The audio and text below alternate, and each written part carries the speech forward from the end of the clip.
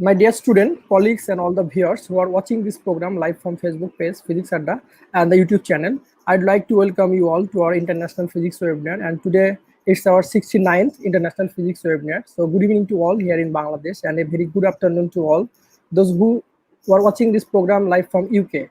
So hope you are well and safe from Corona pandemic. So all we know that we are staying in a Corona pandemic situation. So we have to maintain some health rules, and we are trying our best to adjust with this new normal situation.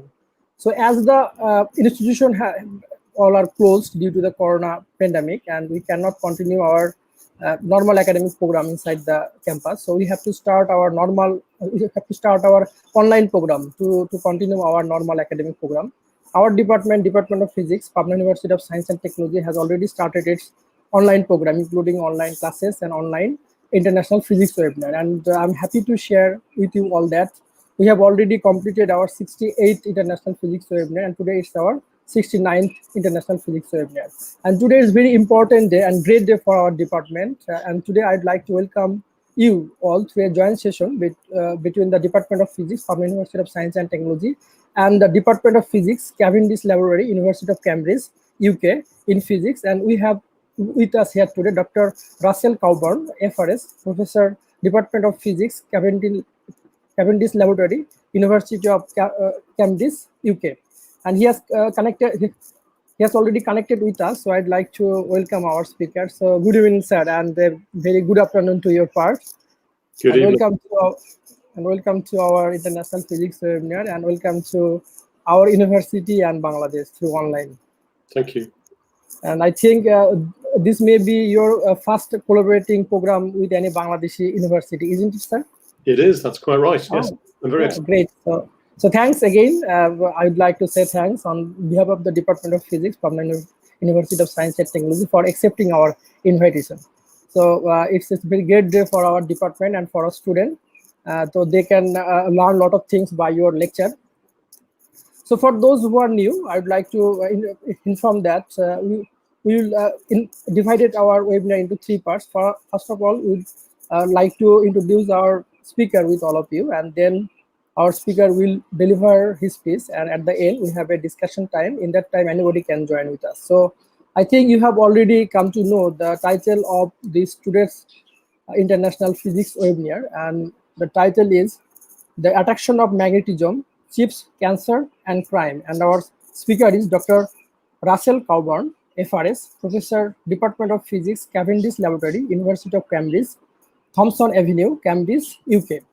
And Dr. Russell Cowburn is a physicist who has made critical contribution in the field of nanotechnology, the manipulation of matter on a tiny scale. His work has important applications, such as its use in an anti-counterfeiting technology. Professor Cowburn has research interest in nanotechnology and its application to magnetism, electronics, and optics.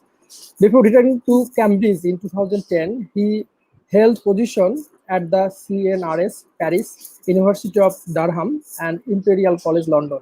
He is the founder of 3 startup companies and the inventor of the anti-counterfeiting technology, laser surface authentication. He has had over 60 patents granted and is a frequent invited speaker at the international conferences. He is a winner of the 2003 GSK Westminster Medal and Prize, and the 2006 Degussa Science to Business Award, and 2007 Hermes International Technology Award, and the 2008 Institute of Physics Patterson Medal and Prize, and the 2016 Royal Society Patterson Medal. He was one of the 215 IEEE Magnetics Society distinguished lecturers. He has held 2 ERC grants, an Advanced Investigator grant, and a Proof of Concept Award. He is a fellow of Royal Society, and his research interest, his research group is currently involved in a number of research projects in the areas of nanoscale, magnetism, and spintronics.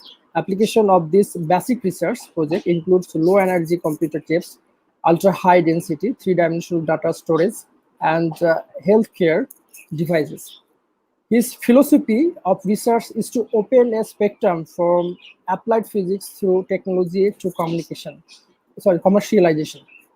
And we can see his key publication and his Google Scholar ID, and we can see his Google Scholar ID number is 42.32. So thanks all for all of your patience. Now it's time to go to our speakers. So thanks again for accepting our invitation. It's your time. You can start your session, sir. Wonderful. Well, thank you very much indeed. And I wish I could meet you all personally, but I think it's great that you're having this seminar by internet. Thank you, sir. Hopefully, we'll definitely invite you after the COVID. Perfect. Okay, so this evening I'd like to talk about magnetism. That's my speciality. And I'll talk a little bit about the basic science, but I'll talk a lot about technology and current applications and future applications. So magnetism is actually a very old subject. The first known magnetic material was called lodestone, and it was found naturally in the earth. And the picture on the left there shows a piece of lodestone naturally attracting iron needles to it.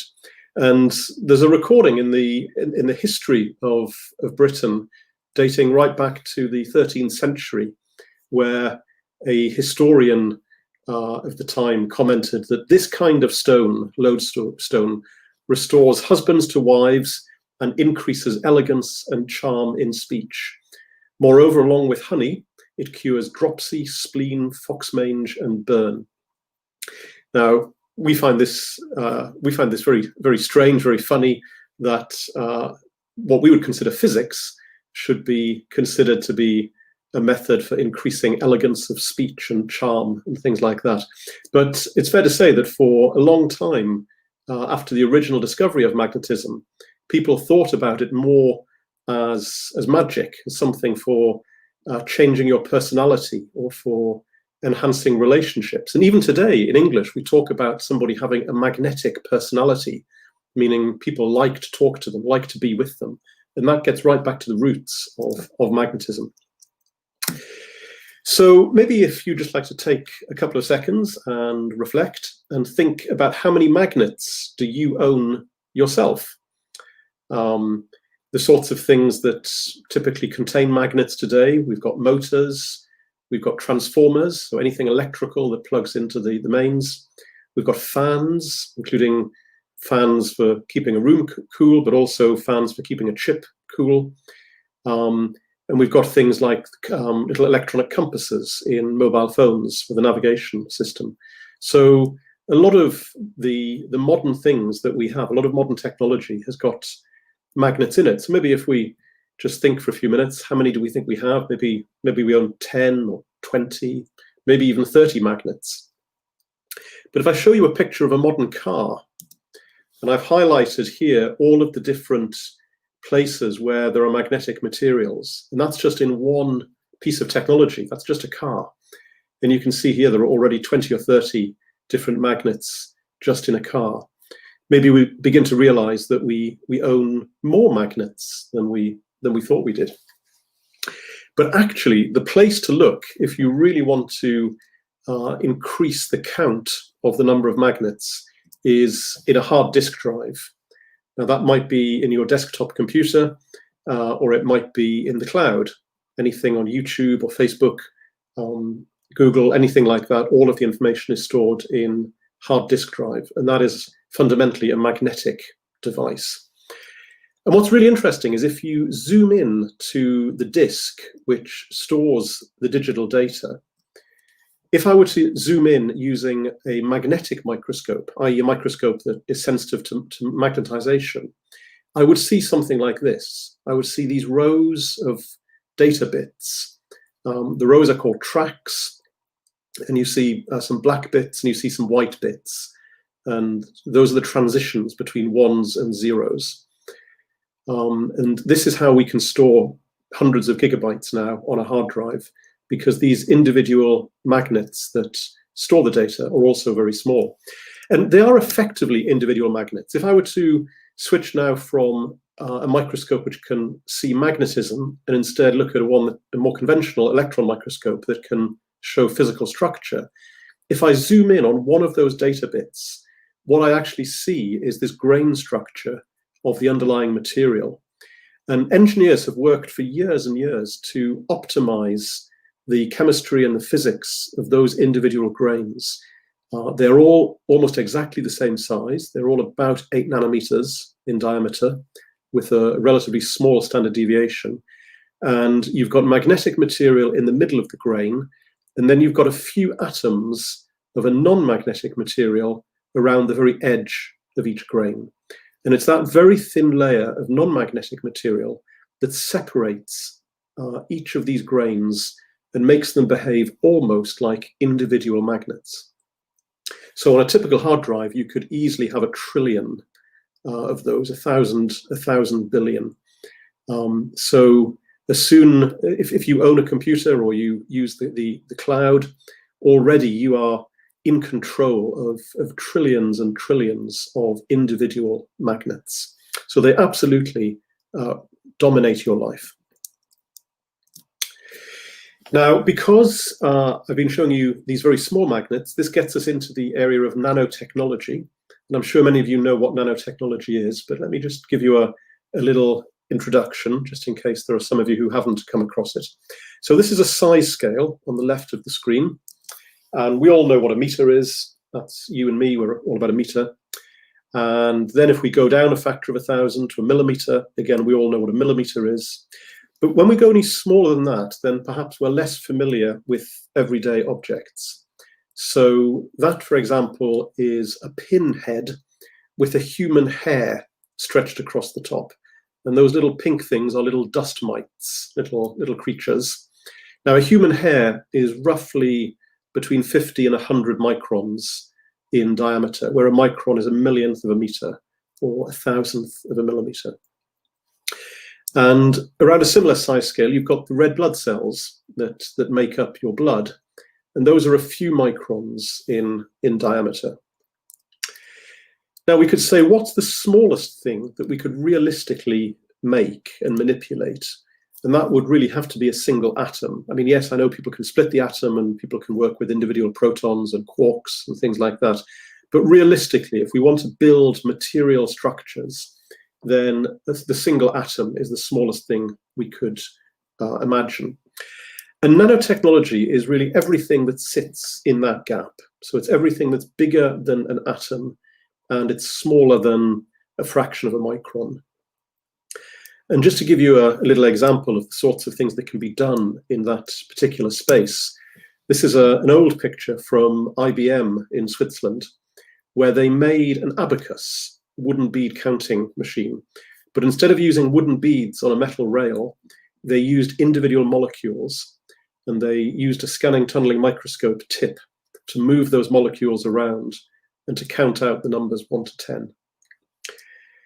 So we've got the ability now, through the tools of nanotechnology, which have been developed over the last 20 or 30 years, to control materials at the atomic level and to build structures atom by atom.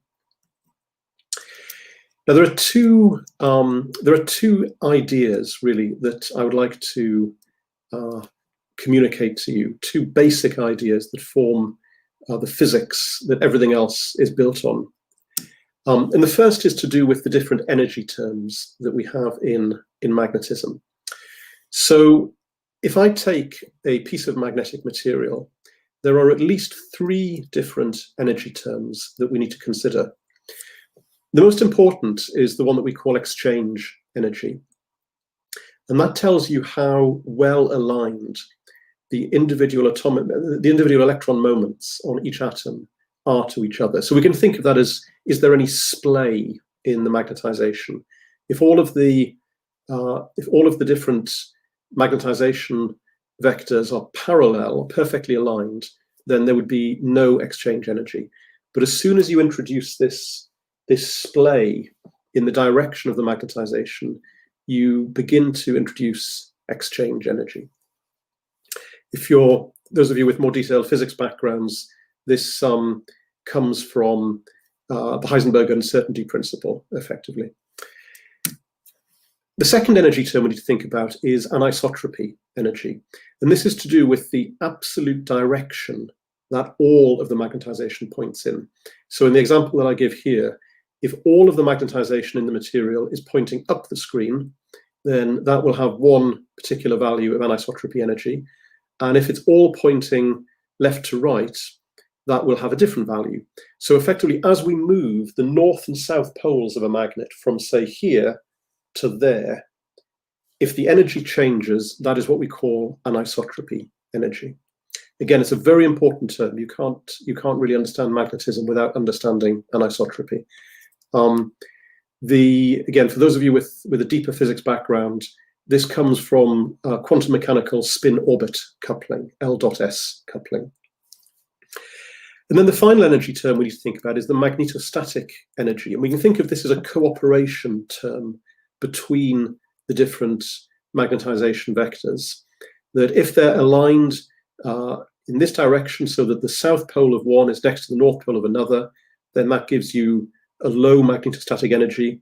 And if they're all arranged side by side, pointing in the same direction, such that all the north poles are together and all the south poles are together, that gives you a high magnetostatic energy. And the way we understand virtually all magnetic materials is you calculate these three energy terms and you add them together and you get the total magnetic energy of the system. And this is the first key idea that I want to communicate today. And that key idea is that those different energy terms, the exchange energy, the anisotropy energy, and the magnetostatic energy, they depend on size, that is to say, the size of the magnet, in different ways. And so as you make a magnet smaller, it adopts different amounts of splay, rotation, and cooperation, or different amounts of exchange, anisotropy, and magnetostatic energy, in order to find a local minimum in its total energy. Now that's a really important idea, so I'm going to put that much more simply. It means big magnets are complicated, small magnets are simple. In other words, if you've got a big magnet, there are lots of different ways that the magnetization can arrange itself in order to minimize energy. You could have splay here, you could have some extra anisotropy here, a little bit more magnetostatic over there, and as long as the sum is a local minimum, then the magnet is stable. But once you shrink the magnet down, you remove all of the different permutations, and there's only one or two ways usually of minimizing energy. And so small magnets are very predictable. And that's really important because, as a rule of thumb, predictable means useful. If you can't predict how something will behave, then it's very difficult to use it in technology. Just to give you a little example, one of the ways that small magnets differ from big magnets is in the presence or absence of magnetic domains. So if I were to take a macroscopic, a large iron needle, for example, and I were to use a magnetic microscope to look inside it, what I would see is that different regions of the iron have their magnetization pointing in different directions. So you see in the image on the screen, towards the bottom left of that section of the needle, all of the magnetization is pointing to the right. But then in the top left, it's all pointing to the left. And what I've drawn on that drawing with is faint lines between those different regions. We call those domain walls. And those are the interfaces between regions of differently directed magnetization. Now that's in a big magnet, in a lump of iron, for example. And you see these in all sorts of other settings. So, for example, the images on the right, these very beautiful images are what you see, again, if you use a magnetic microscope and you look at a very thin magnetic film of the elements yttrium, iron, and oxygen. So there's a material called YIG, yttrium iron garnet, and it exhibits these beautiful labyrinth domains. Sometimes you see them as these long walls, these long labyrinth walls interlocking with each other, and sometimes you see them as these little dots. But again, it's the same idea. Different parts of the magnetic material have their magnetization in different directions, because that way they can minimize that total energy equation. In comparison, if I take a nanomagnet, so this is a little dot of magnetic material that's only 50 nanometers in diameter, the big surprise is that all of this complex magnetic structure disappears. This was the thing that really I started my research career with, and was probably one of my most significant discoveries, was that as you reach about 100 nanometers in size, all of this domain structure vanishes. And now all of the different magnetic moments in each of those dots lock together, and it acts like a single giant spin. So that's the first idea. Small magnets are simple. They don't have any complex magnetic texture. All of the magnetization does the same thing. The second idea is a technique in producing nanostructures, and it's called heterostructure and interfaces. So using ultra high vacuum and high vacuum deposition tools, we can fabricate magnetic structures where we grow them. We use the word grow, although it's not actually biological, but we use the word grow, a single atomic plane at a time. And so that means we can layer a few atoms of one material, and then we can change the material type and layer a few more atoms of a different material. And we can build up these, what I would think of as club sandwiches of very complex materials, where this is an entirely synthetic material. Nobody's ever made this material by conventional means. Nobody's ever managed to find this material in the ground. It's been synthesized atomic plane by atomic plane. And if we mix magnetic materials and non-magnetic materials, we can produce some really complicated structures. So you see in this particular structure, we've got the blue layers are the alloy cobalt iron boron. So a mixture of cobalt, iron, and boron, but only a few atoms thick, 0.8 of a nanometer thick. And then the cream and the brown layers, those are a 3-layer structure of platinum, ruthenium, and platinum. And we can alter the thicknesses. You see in the cream layer, we have 0.5 nanometer of platinum, whereas in the brown layer, we have 0.7 of a nanometer of platinum. Now that's only 0.2 of a nanometer different, which is that's about the diameter of a single atom. So we're really controlling these layers to plus or minus 1 atom in their thickness. Now you might say, well, why would we want to do that? The reason is, if we can make these very complex structures, then we can create amazing functionalities in the materials. So this paper that we published in Nature about 87 years ago now showed that this layer of different atoms actually behaves like a microelectronic shift register. You can insert data at the bottom, and the data is then clocked through the structure and appears at the top at a later time. And that only works for this very particular combination of atomic planes, which we designed. It wasn't just by chance, we designed it.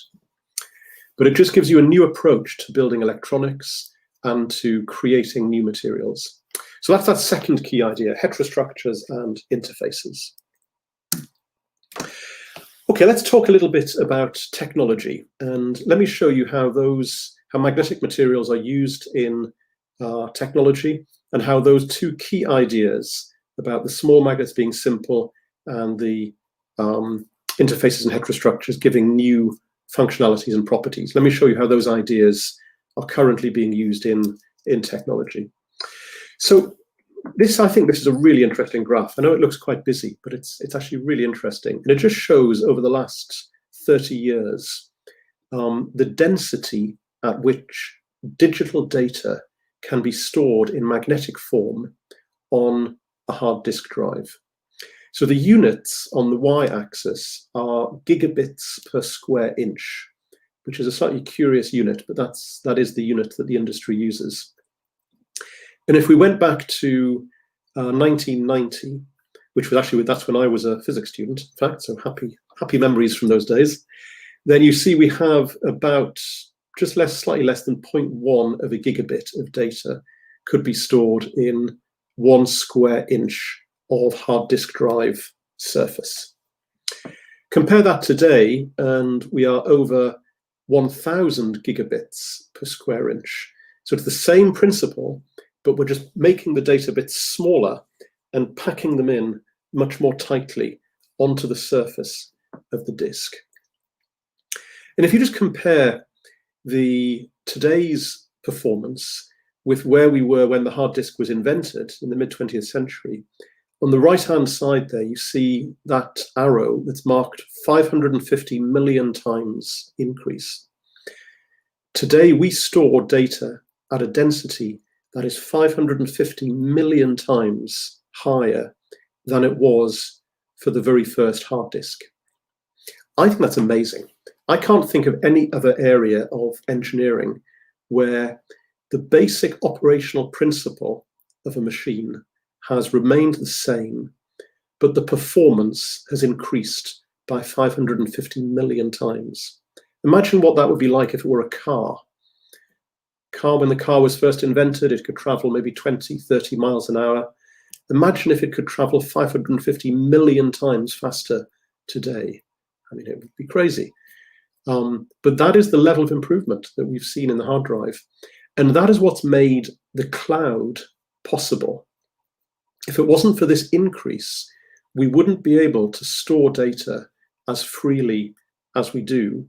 And if we couldn't store data freely, we couldn't have the internet, we couldn't have web pages, we couldn't have YouTube, we couldn't have email, because it would just be too expensive. So really, our entire modern lives have been turned upside down by this graph, by the fact that we can store digital data in magnetic form in such a high density. And the reason we've been able to do it is because physicists have continued to make new discoveries that have allowed us to pack those data bits closer and closer together. Let me just point out one particular discovery. So you notice that in around 1996, there was a change in gradient. So if you look before 1996, the data density was growing at about 60% per year. And from 1996 onwards, it's growing at nearer 100% per year. In other words, every year, the amount of data per square inch doubled.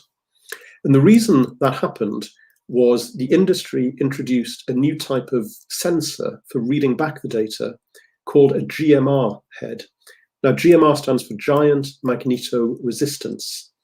And it came from a discovery by these two gentlemen. It's Albert Fert on the left and Peter Grunberg in the middle. And they discovered the GMR effect. And they won the Nobel Prize for this in 2007. There's a really interesting little bit of scientific history here. That discovery was made in the early 1990s, mid to early 1990s. It entered industry in about 2007, so just a little bit more than 10 years after discovery. And that length of time between physics discovery and application in industry has always been about 10 years in modern times. That's roughly how long it takes to discover something and then to refine it to the level of where it can be used industrially. And then the Nobel Prize was awarded 2007. So we've got a 10-year gap really between discovery and industry, and then another 10-year gap to Nobel Prize. Now, it's not just the hard disk industry that is that's benefited from this, it's also microelectronics. So there is a new type of computer memory that's now on the market and which we think in coming years will become the dominant type of memory called MRAM. So it's magnetic random access memory. And it serves a similar role to DRAM on your computer today. So the thing that you've got 16 gigabytes of, this is a new technology to replace that. And it's fundamentally a magnetic material. It stores the data in magnetic form, but it reads and writes electronically. So there are two magnetic layers in an MRAM cell. The bottom layer has its magnetization direction fixed. We never change that. And then the top layer, we can change. We can point that to the left or to the right. or in some of the more modern memories, they do up or down, but it's the same principle. And the idea is that if it's magnetized one way, that's a 0, and if it's magnetized the other way, that's a 1. So a similar principle to the hard disk, but with no moving parts. What's very nice is the readback is all electronic, and it uses something called spin transfer. And it involves the tunneling of electrons between one layer and another. And the tunneling process conserves spin. If you tunnel across a very thin insulator, you cannot change your spin direction. And so what you find is the electrical resistance of that pair of magnetic layers separated by a very thin insulator depends on the direction of the top layer. If it's anti-parallel magnetized compared to the bottom layer, you get a high electrical resistance. And if it's parallel magnetized, you get a low electrical resistance. And that's how the circuit can read out if it's a 0 or a 1 that's stored in the data bit. And some other people, myself included, have had ideas that maybe we could go further still in electronics and use magnetic material to do logic. So if you think of your microprocessor, it's half of it is memory and half of it is logic, doing computations. And so there are a number of different schemes that allow magnetic devices and circuits to do things like Boolean logic, things like and or, and exclusive or, those sorts of functions. There's a nice little story here as well of how quite often in the process of developing technologies from new physics, you often end up solving a different problem to the one that you thought you were solving. So I worked for several years on trying to use magnetic materials to perform logic operations in order to integrate them into microprocessors. And we did some exciting physics. We published a number of papers in the journal Science. But when it came to transferring it to industry, we could never really find an industry that was excited, at least not a microchip industry, until eventually we came across a German company who sold sensors to the car business. And the sensor in particular we're looking at here is the one which tells you the direction of the steering wheel. The onboard computer needs to know exactly how hard you are steering in order to make the anti-lock braking, the ABS braking system, work properly. And one of the problems they'd always had was that if you have the engine switched off, and therefore there's no electrical power in the car, it will be theoretically possible to turn the steering wheel by a couple of rotations, because you can turn a steering wheel with no power in the car, and the electronics wouldn't know. And when you turn the engine back on again, the steering wheel would actually be 360 or 720 degrees away from where the electronics actually thinks it is. And so what they wanted was a counter which could count rotations, but which didn't require any electrical power in order to operate. And together we realized that these magnetic devices could do that. We could build little logic circuits, so we could build a counter, but it could be powered by a magnet connected to the steering wheel instead of needing the car battery. And now these sensors are used in cars. I think VW uses them quite extensively, and probably a number of other automotive manufacturers. So there's a lesson. When you are at the early stage of a technology, what you discover in basic physics is usually useful for something, but it's rarely useful for the thing that you thought it was going to be useful for. Okay, so we've talked a little bit about computing. We've talked about data storage, and we've talked about computer memory and computer logic. Let's move now a little bit more to medicine, and let's talk a bit about cancer. And there's a technique that surgeons use when treating breast cancer, where they need to perform an operation that will remove part of the lymph nodes. So for those of you who don't know medicine, your lymph node is about here. And if you have breast cancer, then as the tumor grows and begins to spread to the rest of the body, in other words, becomes metastatic, cancer cells will build up in the lymph nodes. And so if a surgeon can surgically remove one of the lymph nodes and then analyze it and count the number of cancer cells that are present. That's a very accurate measure of how progressed the cancer is. And that will then determine what type of treatment the patient gets. The problem is, it's very difficult to find the lymph node. Obviously, human beings don't have labels on all the wires. And so when the surgeon is cutting, they don't quite know where to find this very, very small node.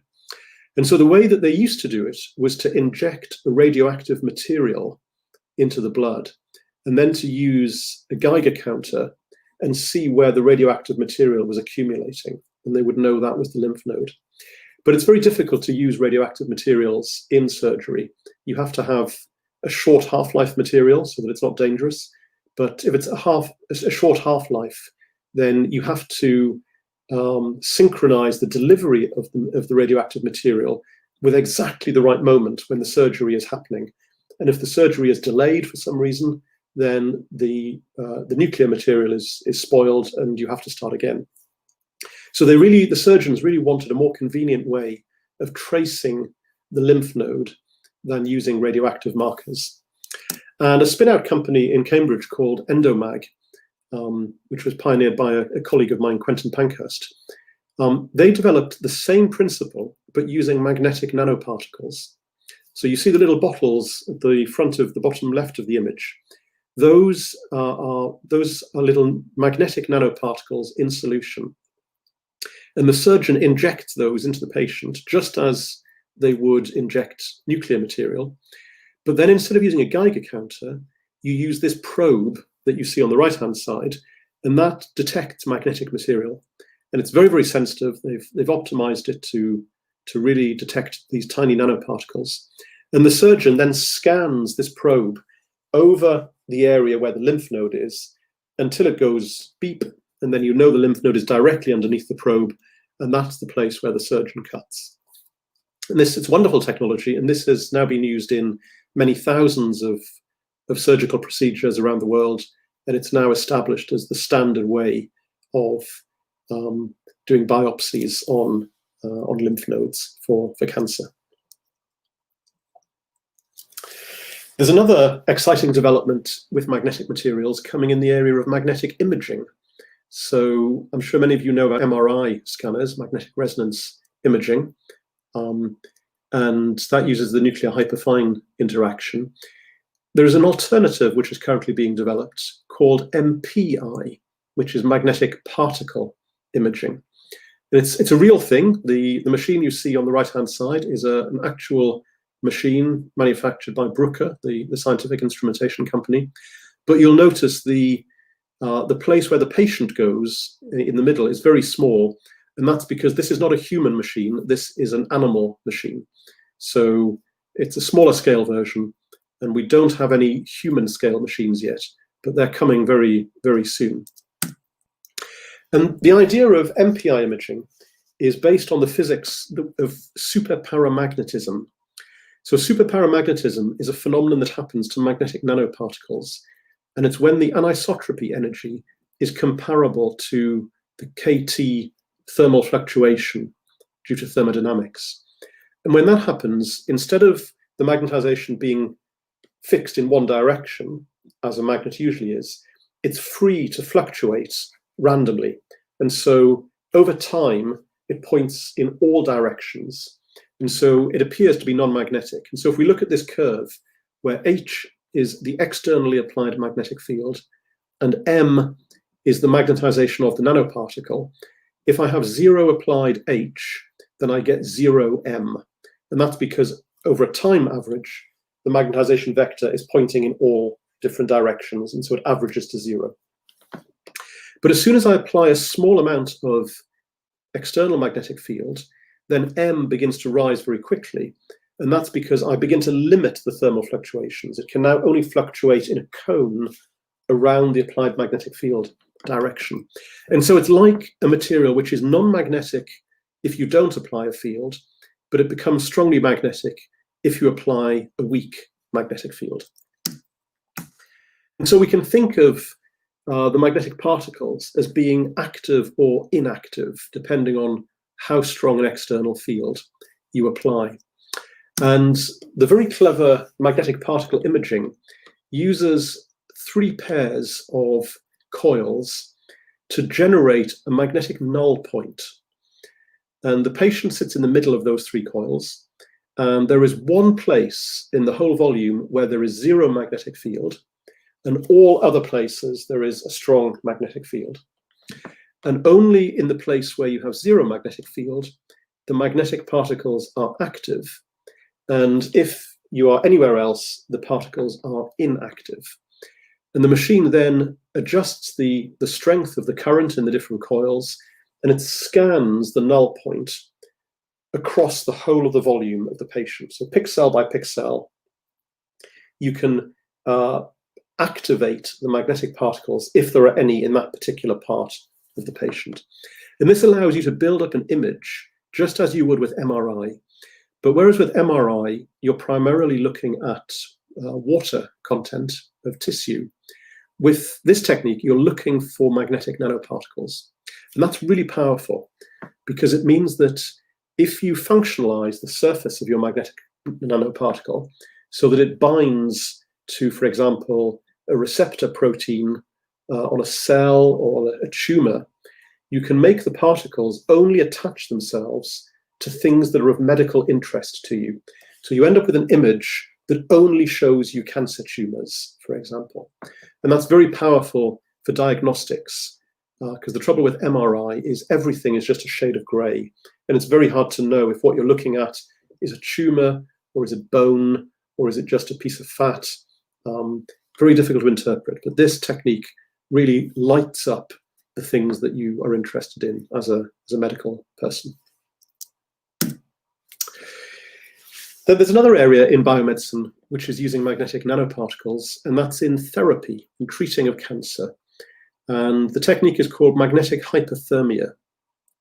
And the idea here is that you insert magnetic nanoparticles into, in this case, a brain tumor. So you see in the image here the little the large brain tumor just to the right of center.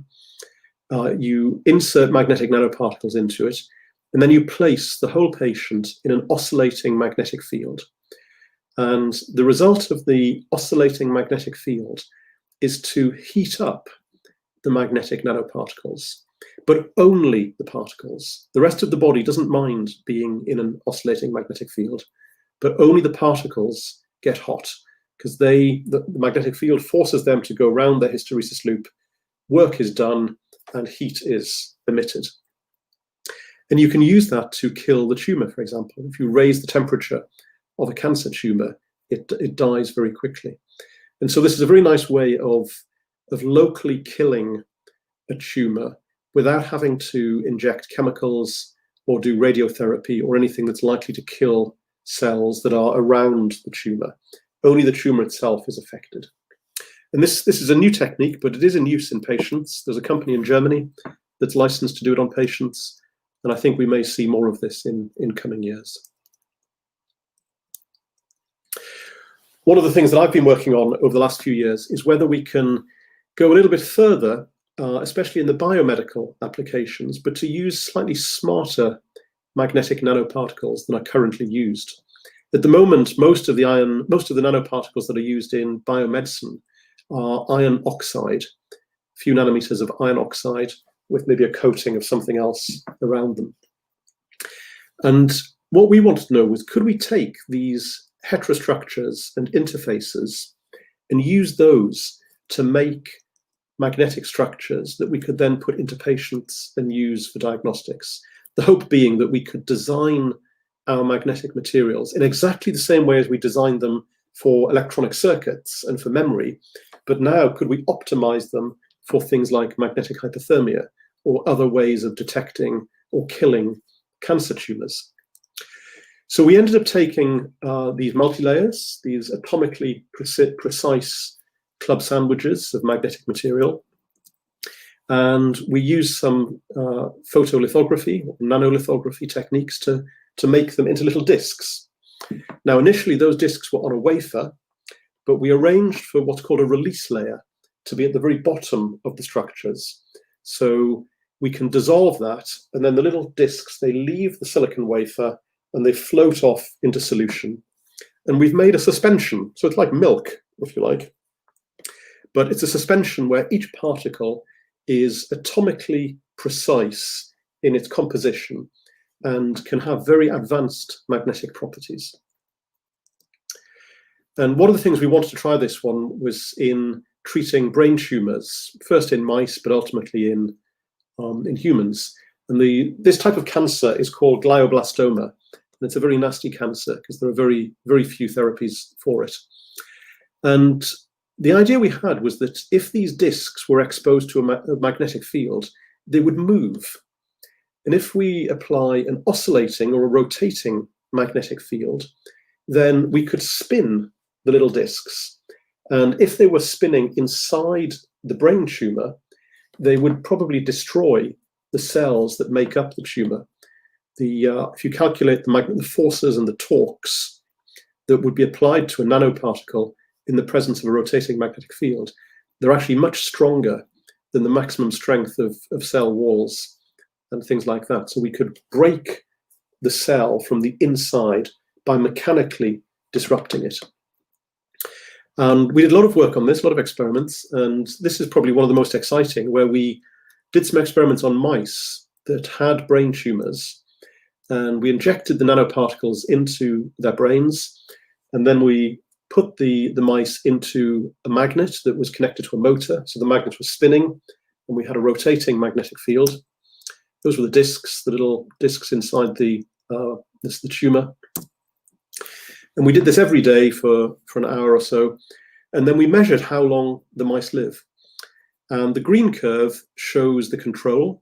So that shows that after about 55 days, mice that only had particles, but there was no magnetic field applied, they all died. Whereas the mice that had particles where there was also a magnetic field to make them move and therefore to actually attack the tumor, they survived, in some cases, up to 125 days.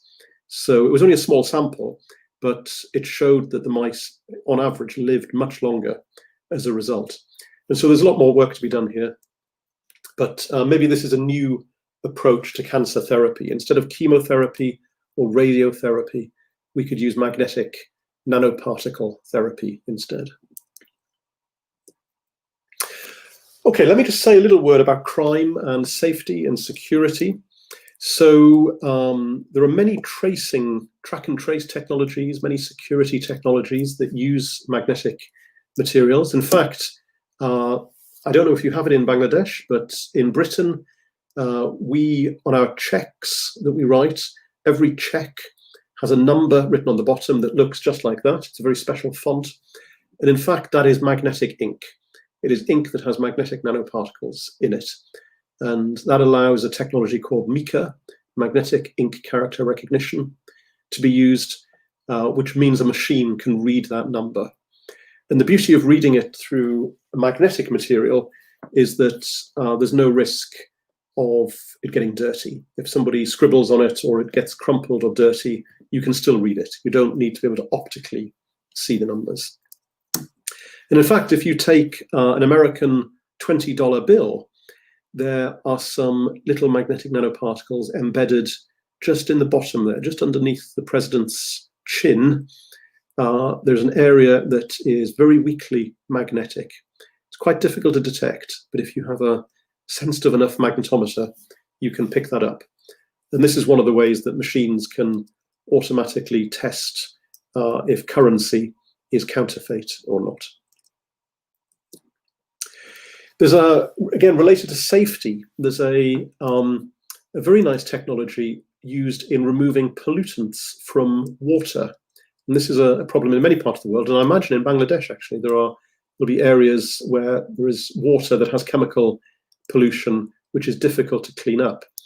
And one of the big problems actually is arsenic. Arsenic is usually found in water in two different forms. There's arsenic 3 and arsenic 5. And arsenic 3 is relatively straightforward to clean up by chemical means, but arsenic 5 is very difficult. And so an idea that's around at the moment is to take magnetic nanoparticles and to coat them with an iron manganese oxide shell. Now, iron manganese oxide will effectively attract arsenic 5, through the formation of a complex. And so the idea is that you would sprinkle the nanoparticles into polluted water. The arsenic would become bound to the surface of the nanoparticles, and then you filter the water through a magnetic sieve, and the magnetic sieve removes the nanoparticles, and in doing so, it takes the arsenic out of the water.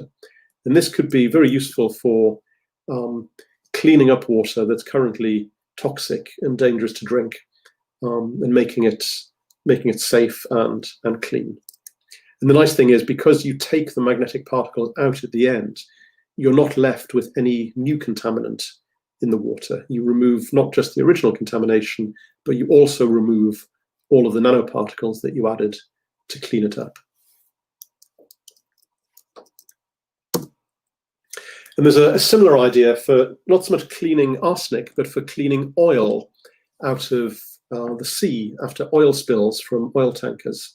So there's some work from MIT where the idea is you put magnetic nanoparticles into the oil before the ship sets sail.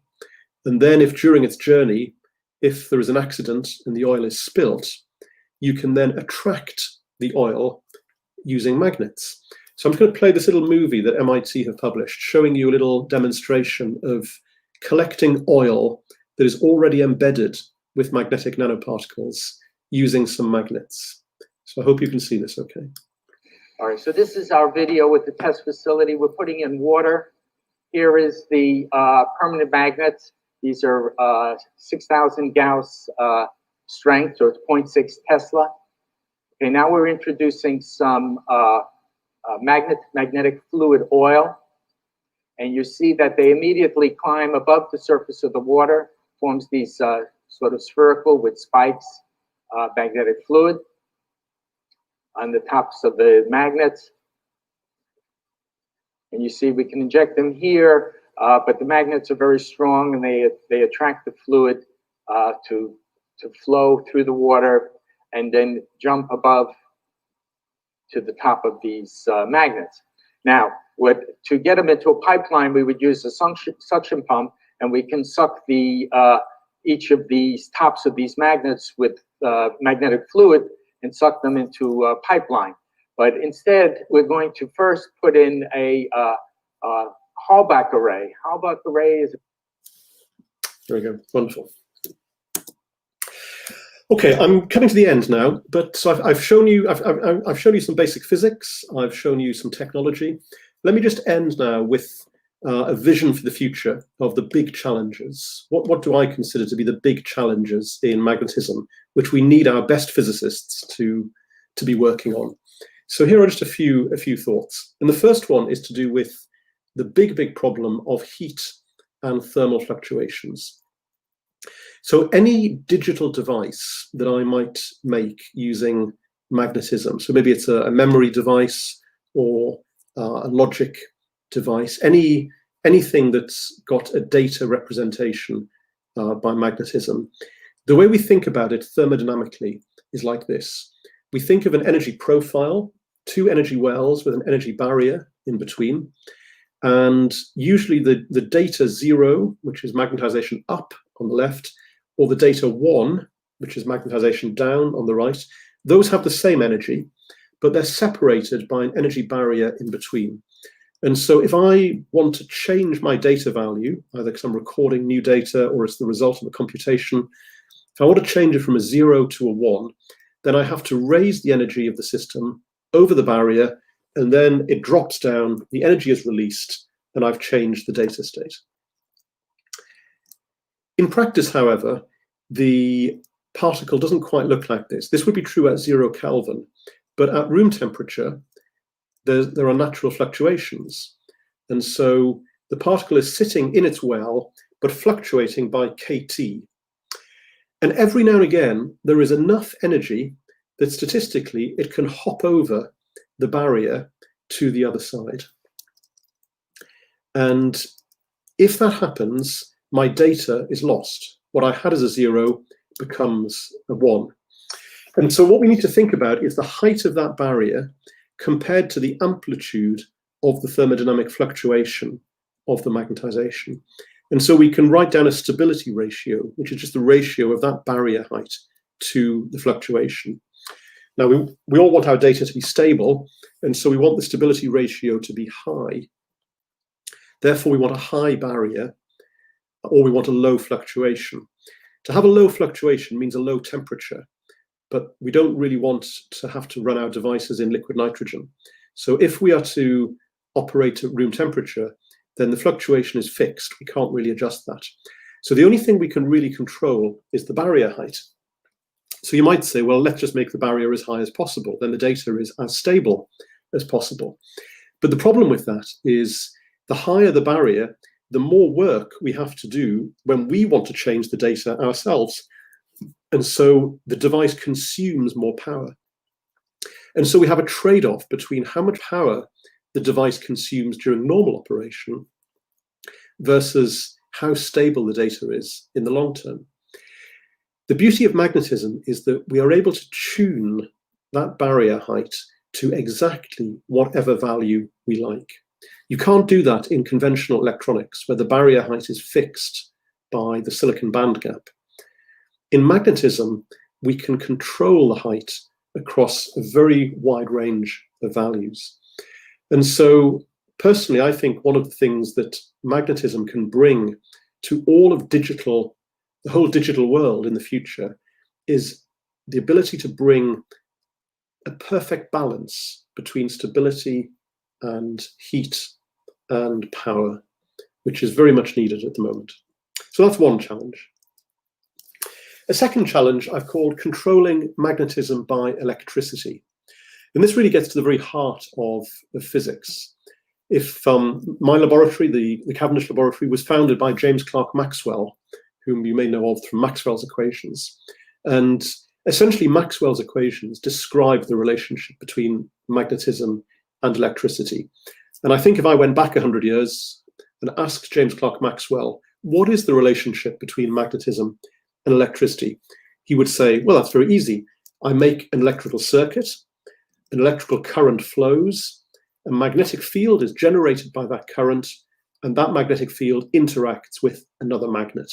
So that is the way the battery on the left interacts with the magnet on the right. It has to go via a current and a magnetic field generated by that current. And until the last 20 years, that was absolutely true. We would all say, yes, that is the relationship between magnetism and electricity. One of the remarkable things that's happened in the last few years is that a new, entirely new relationship between magnetism and electricity has emerged. And it's one which doesn't have a magnetic field associated. So what we have is a direct connection between a battery and a magnet. And when we close the circuit, the magnet flips its direction. And if you remember back to what I showed you about the MRAM device, this is exactly how MRAM works. That's how we write the data. We pass an electrical current directly through the nanostructure such that the magnetization flips just like that, with no classical magnetic field involved. And the benefit of doing this is it's much more localized. The problem with the Maxwell approach on the left is that magnetic field extends over large distances. And so if you're trying to pack lots of data bits together on a chip or store lots of data in a very small volume, you would have interference between different channels. If you use this direct relationship, then it's only applied to the magnet that you apply the voltage to.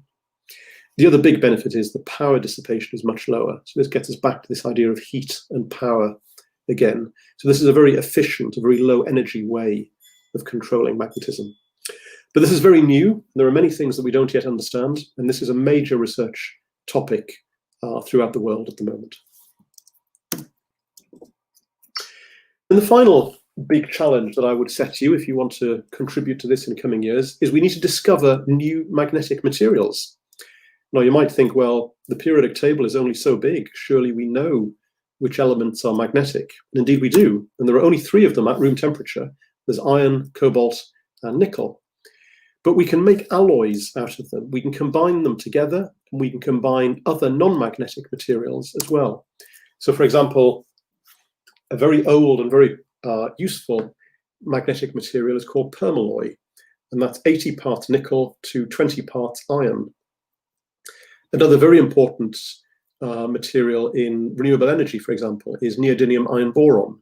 So 2 parts of neodymium to 14 parts of iron to 1 part of boron. That makes a very strong, powerful permanent magnet, which can be used in electric vehicles or in wind turbines, things like that.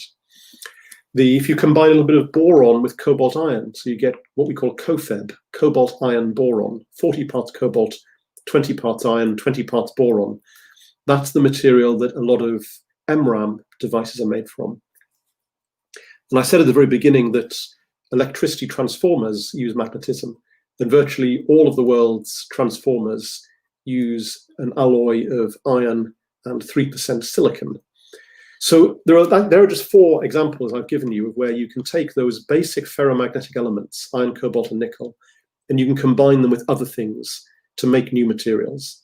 And if you think of all the different permutations that there are in the periodic table, there are many, many alloys that we've never even considered, many different ways of combining elements. And there may be some wonderful new materials out there that will solve these big challenges of controlling heat and fluctuations and of controlling magnetism directly by electricity.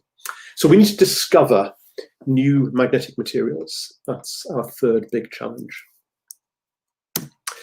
So there we go. That's me just about done. Let me just quickly recap on what I've shared with you this evening.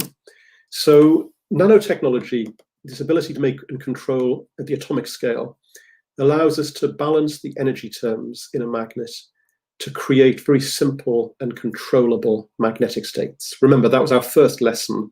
Small magnets are simple and predictable.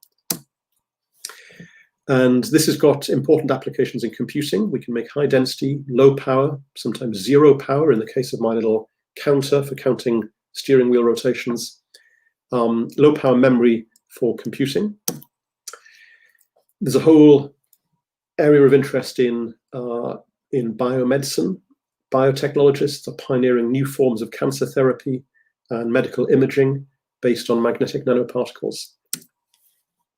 There's another piece in safety and security where we're talking about maybe anti-counterfeiting or through chemical cleanup.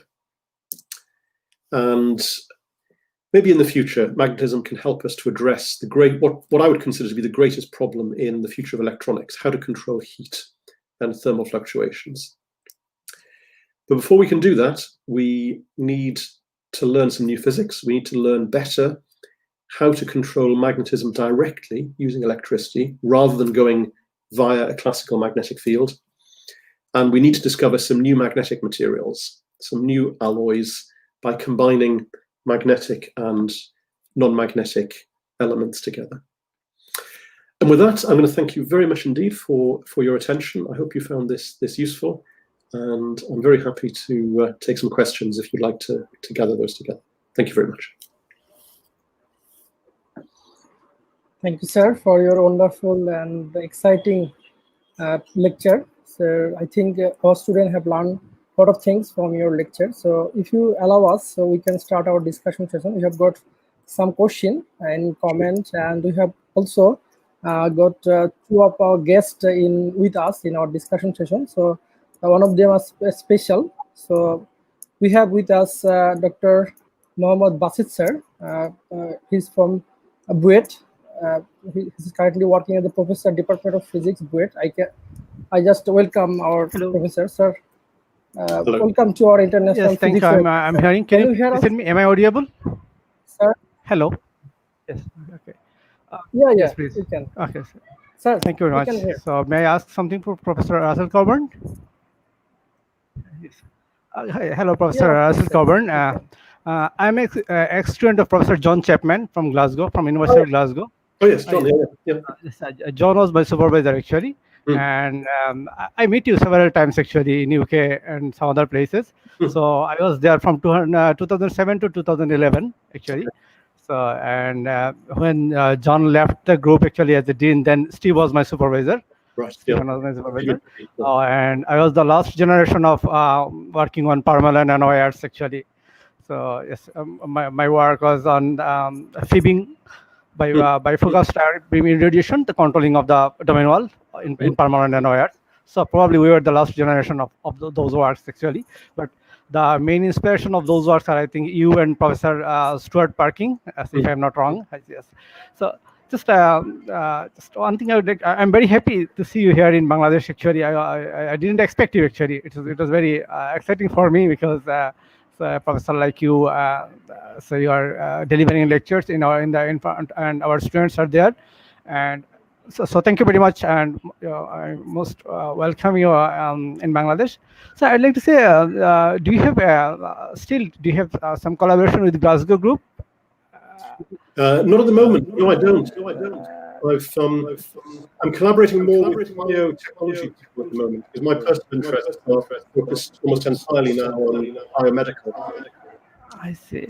So plenty of collaboration, not with Glasgow. Although I do have a former colleague there, Amalio Fernandez Pacheco, who joined the Glasgow group a few years ago, and he and I are still very much in contact.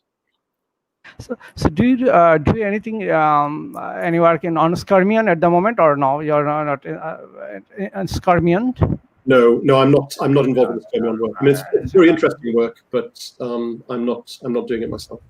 Okay. And lastly, I was interested actually. So I'm not a magnetic person right now. So because in Bangladesh actually we don't have much experimental facilities. So I switched on to actually interdisciplinary group, and I work mostly on some energy materials actually, like 2D materials for energy harvesting purpose. So just I was still wondering about the electrical current when passing through the magnetic nanowire.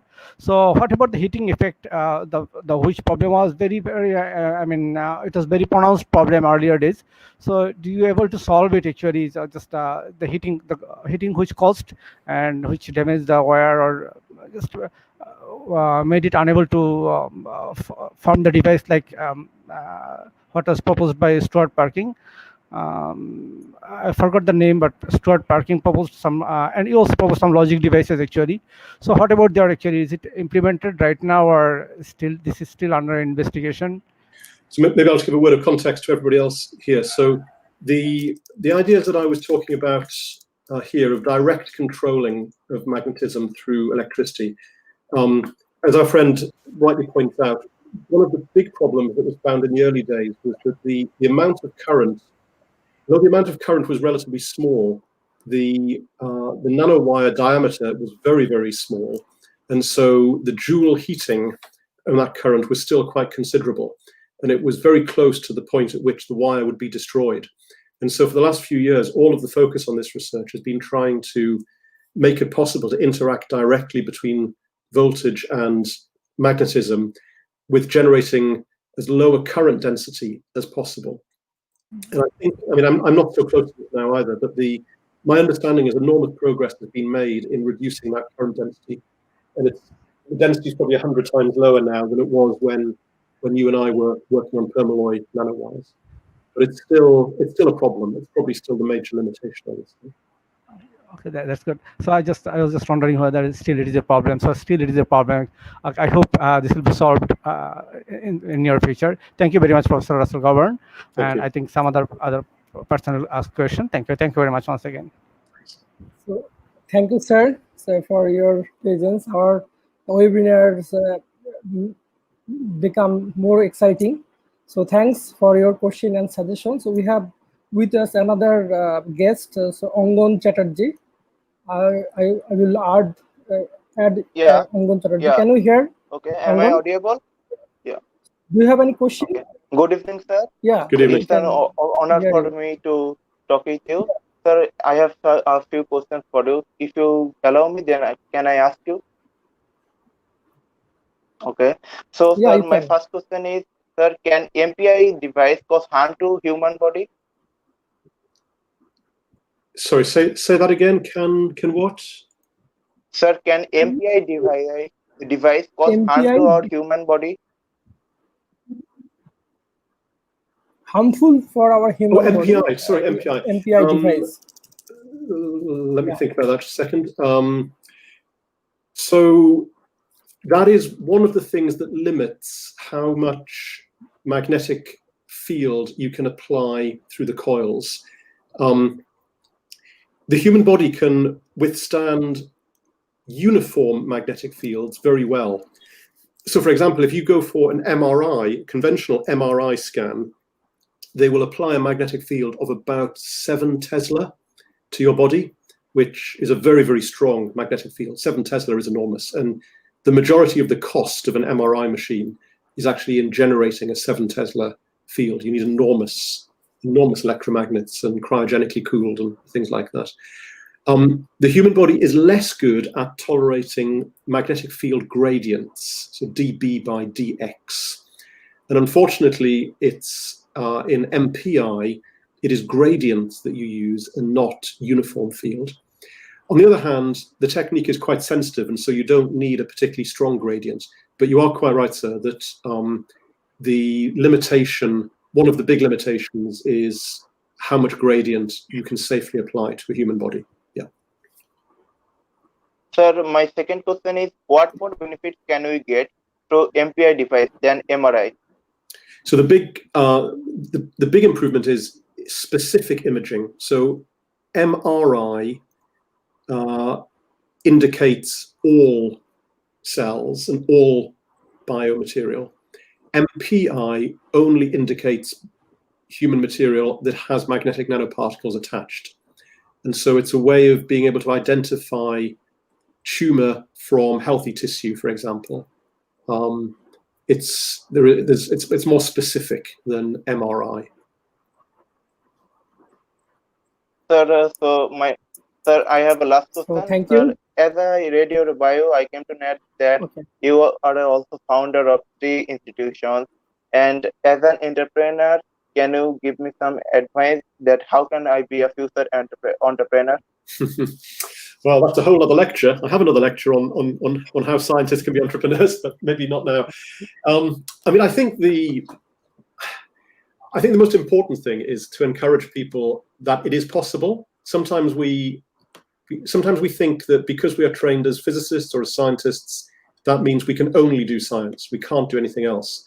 I would encourage you to think of physics in particular as a very useful foundational training that equips you to do many things, actually. Anything that needs problem solving and a bit of numerical analysis and a bit of clear thinking, physicists are very good at.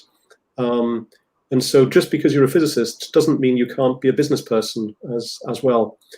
That's one thing I'd say. The other thing I would say is if you want to change the culture within the university, it's really important to start at the top and to have the dean and the head of department and people like this encourage students and academics and postdocs to become involved.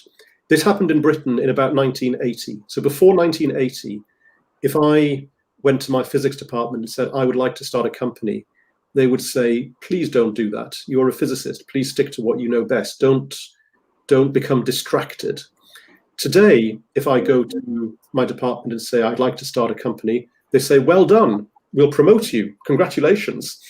And it's that culture change has really enabled young people who are thinking, what can I do next? To say, well, maybe I could try a company.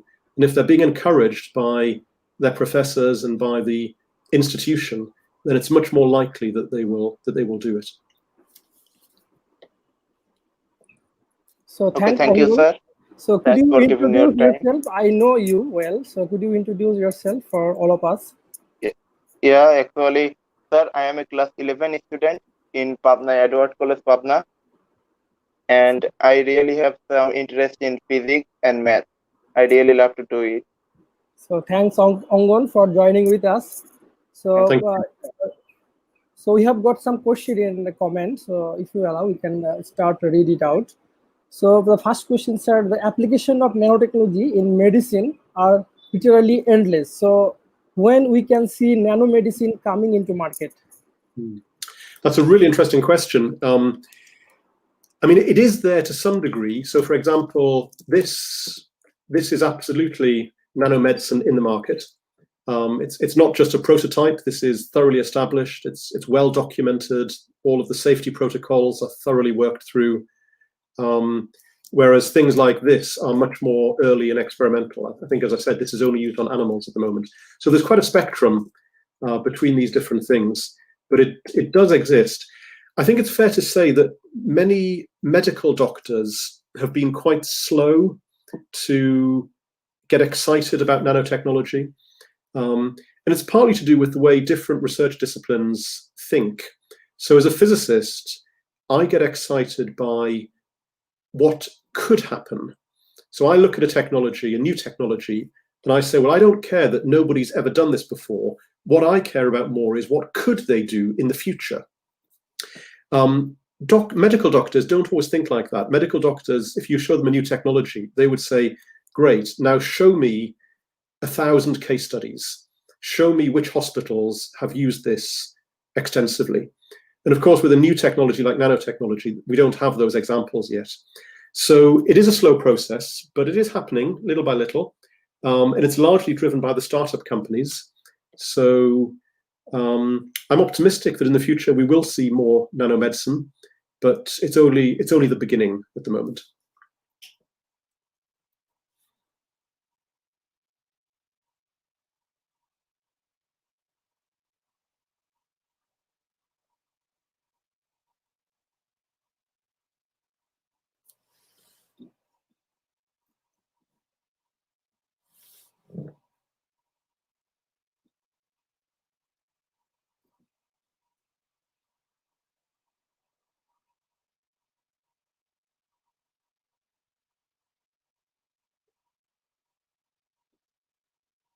No, I don't hear anybody. Have we lost the connection? Can anybody hear me there?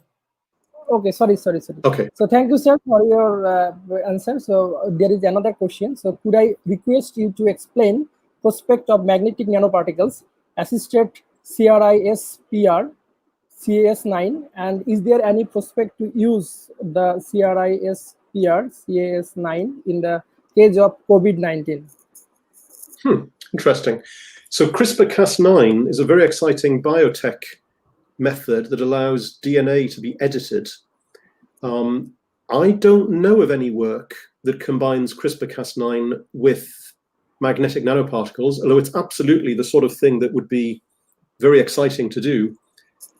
I know of work where people attach oligonucleotides, so short lengths of DNA, to nanoparticles, but to actually use CRISPR-Cas9 to edit those, I don't know, but it would be something that would be really interesting to think about, and maybe there are some new discoveries to be made there. Thank you, sir. So we have another question. So which type of atom can we use as a nanotechnology in medical physics? So that's also a really interesting question. In principle, we can use any atom. We can use the whole periodic table. The two real questions, I mean, there are three questions, I guess. Is the scarcity of that element such that the therapy or the diagnostic technique would be affordable? So there are, if you look at the periodic table, some elements are very expensive. And in my own research, I use a lot of gold and a lot of platinum. And actually the cost of buying the gold and the platinum is a significant part of my research budget. So if you have a therapy or a diagnostic that you want to use across millions of people, then you should probably try to work with elements that are more abundant and therefore cheaper. On the other hand, we need to worry about biocompatibility. We don't want to put toxic elements in the human body. Now, that tends to be more for therapy than for diagnostics. In general, therapy goes inside the body, whereas diagnostics is outside the body. So, for example, on the work that I showed you on glioblastoma, treating brain cancer, one of the concerns that we have there is that we are using cobalt and ruthenium and platinum and nickel inside our structures, and we're then putting those inside mice. and those elements are toxic. Now, some people say, well, it's okay because they are less toxic than having a brain tumor. And what really matters is extending life. And if you extend life, that's fine. Other people say, no, you just can't use a toxic element inside the body, even if it saves life. So we're not quite sure about the future. Personally, I think I find diagnostics more interesting for nanotechnology because we're completely free to use the whole periodic table, because we're not going to put diagnostics inside the body. Rather, we'll take a sample of blood outside and add it to the device. But these are, and then of course we've got to, the third thing we've got to think about is which elements perform the function that we actually want to achieve. So in my case, if I want a magnetic response, I have to involve nickel, cobalt, or iron. So between those three things, the cost, the toxicology, and the effectiveness, that's how we decide which elements to use. So thanks, sir. We have another similar question. So can we use small atomic number of atoms as a nanotechnology in medical physics? Can we use a what, sorry? Can we use small atomic number atoms? Small atomic number? Yeah. Let's see. Well, I guess looking, I mean, in a sense, we already do. I mean, hydrogen, for example, any plastic is got hydrogen in it. Lithium is used in medicine. Lithium is used especially in treating mental health problems. Beryllium is very toxic. Boron we use a little bit in our structures. So those structures we put into mice had cobalt, iron, and boron in them. Element 6, carbon, yes, I mean, anything plastic will have carbon in it. Nitrogen, oxygen, fluorine. I mean, fluorine is very interesting in surfaces because it makes non-stick surfaces. So for example, materials like fluorographene, where you make a graphene layer out of carbon and then you bind fluorine to it. Those are potentially interesting for biocompatible surfaces. Then once you get into things like sodium and magnesium, you're now into materials that are already used extensively in the body in ionic form. And so you'd probably want to be careful not to interfere with the ion flow of the body. But yes, I think there's plenty of opportunity of small atomic number elements, which are generally, in general, they're safer than heavy elements. Thank you, sir, for your answer. So we have another question. This may be the last question of our discussion session. So can nanotechnology help to reduce the impact of information hazard in our environment? Can it reduce the impact of what, sorry? Information hazard, impact of information hazard in our environment. Can nanotechnology help to reduce the impact of information hazard in our environment? It's the word after information. We're beginning with H, I'm not getting. Okay, so can nanotechnology help to reduce the impact of information hazard in our environment? Okay, I can add the question in the screen. So yeah. Shall I stop sharing my screen, maybe? Yeah, you can. Oh, hazard. Okay. What do we mean by information hazard? I'm not sure I understand information hazard. I think I'm going to say I don't know about that. So thank you for your nice presentation and wonderful discussion session with us. And thanks Angon Chatterjee and Basis sir for joining with us. It was a very great webinar with you, sir. So and it is a great day for our department as we are arranging a great webinar with a great physicist like you. So I think our students have learned a lot of things. So we are very grateful to you for accepting our invitation, sir. So the main aim of our program is to motivate and encourage them in this corona pandemic situation. And the professor like you actually makes a great thing for the next generation. So our intention is to motivate the next generation, and I think this will help them in near future to fall in love in physics, and hopefully they will do better in near future. So thanks again, sir, and hopefully we'll arrange another webinar with you if we have a time, sir. Perfect. Maybe I can say for everybody, thank you to Dr. Pretam as well. It was, when I received his invitation, it was immediately obvious that he was being very energetic and very proactive in linking his department in Pabna to the rest of the world. And I congratulate him for having such a global vision and bringing the people from all over the world to meet virtually with your students. So congratulations to you, Dr. Pretam. Thanks, sir. It's my pleasure and it's my honor actually and privilege to host you in my International Physics webinar, sir. So thanks again. And we'd like to say thanks again on the behalf of the Department of Physics, Pabna University of Science and Technology, sir. So bye for today, and hopefully we'll meet again in near future.